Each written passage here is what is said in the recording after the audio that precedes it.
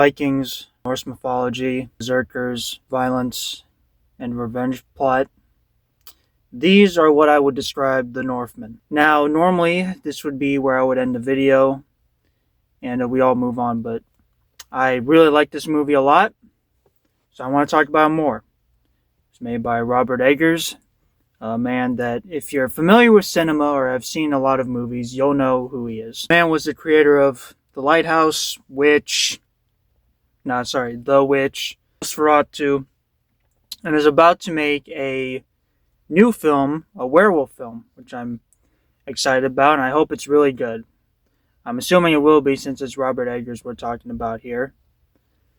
And overall, this film is just, it's something special. It takes a lot of interesting concepts, which I've never really seen much of, or you don't see a lot of in movies. But I'm getting ahead of myself. Let me try to explain the story. It takes place in 895 AD. We meet our main protagonist,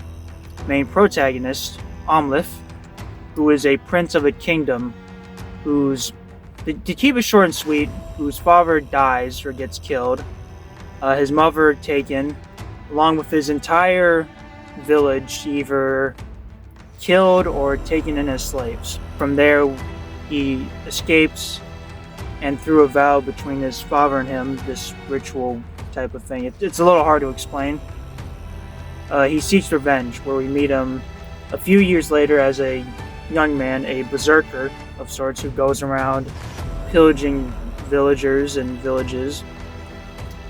And from there, we see him essentially find out news that the person who killed his father, who actually worked for his father, I can't remember his name, but I'll have it up in the edits when I'm editing, sorry.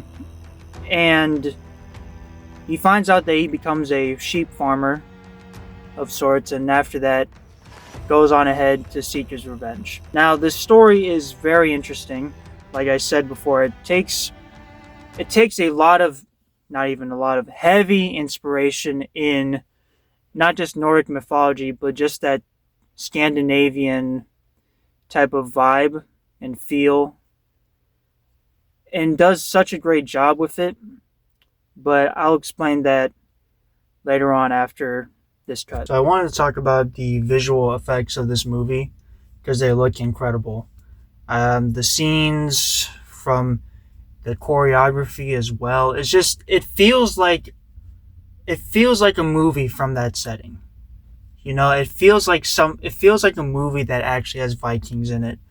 And seeing our main character Amleth, who's played by Alexander Skarsgård, the way he's able to portray this character, this raging behemoth of just rage, anger, just, it's incredible to watch. Like, he plays it so well, especially in the choreography as well. I think that there is not that many characters who have that, or not that many actors who can portray that physicality, that physical tension like a character like Amleth would have. It's not that easy to do, and he does it so well that it's incredible to watch.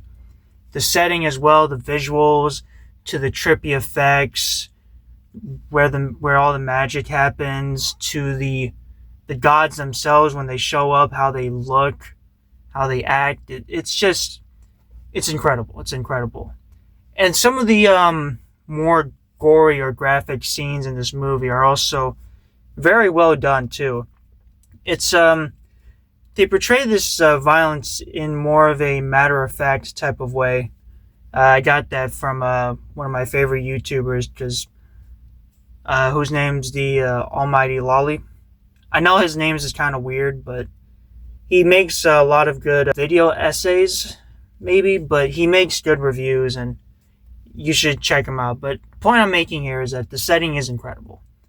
Again, this show looks like something that I don't know how to explain it, but moving forward, anyone who makes a movie or a TV show about Vikings should probably take inspiration from the Northman, because it does that to a T. It is incredible. To add on more to the story, The main villain, um, I think I remember his name, Fjolnir.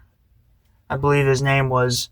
He's very he's a very fascinating character. He's still an asshole, but he's an understandable one. You know, he's sympathetic, he's evil, he's tragic. And his one action of killing Amla's father literally sends him down a catastrophic fall that could rival that of the many falls. It's like watching Julius Caesar fall from grace. Like, it's incredible how that happens. Well, to watch, not for him. Yeah, not just because his actions alone, even after all these years, have not only damned himself, but pretty much everyone that he's ever loved and that he's built up to that point. And it's just fascinating to watch. I also want to talk about another character who I feel is important to the story, Olga. She's she's played by Anya Taylor-Joy. She's becomes the main love interest to Amleth. Sorry, I brain fart there. The main love interest to Amleth, and she's like a witch type of character, kind of like a sorceress. She helps him out throughout the movie. There's even some scenes that she does where she's almost as ruthless, if not at times more so than Amleth. It really portrays a witch very, very well. You know, it's just incredible to watch that as well. Anya Taylor-Joy is also just an incredible actor who's actually played in a Robert Eggers movie. It was The Witch, which I haven't watched that one. I might watch it. We'll see what happens there, but hopefully I get the chance. With that said, there is something I wanted to talk about as well. I want to touch more upon the gods. The gods, because they don't show up a lot. They don't show up as much as you would think, but the times they do show up is when it counts, you know. From saving him from almost getting pretty much executed, saving him from nearly dying, to leading him down to this magic sword that can only be unsheathed during the knife that's guarded by this undead warrior. It cannot be understated enough that there is a lot of mystical shit that happens in the movie. I cannot say that enough. To the time period, no, but to be fair, it's a movie, so who gives a shit? It also adds to the mystique of the movie as well, the atmosphere. It's just a unique thing. And I think I think Robert Eggers does a really good job of bringing them into the movie, which I can appreciate, because sometimes gods in movies like this can be a little, I don't want to say it's bad, but not done very well, which I'm glad to say that it is in this movie.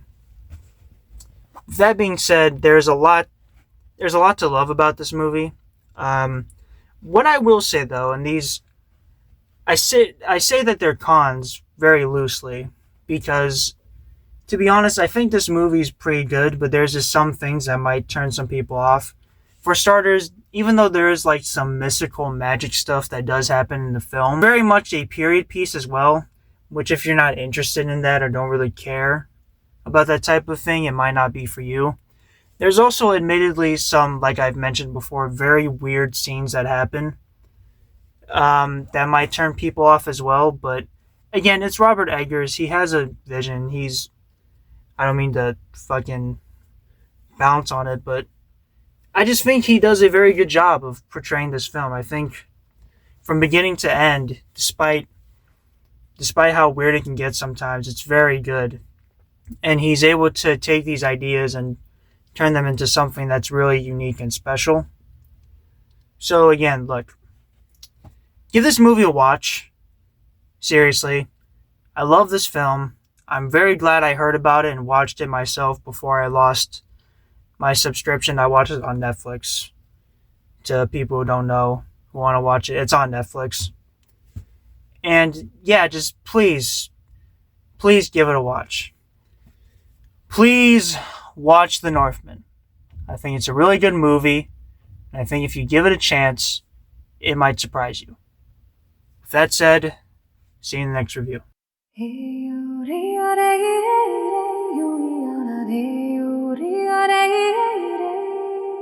Hey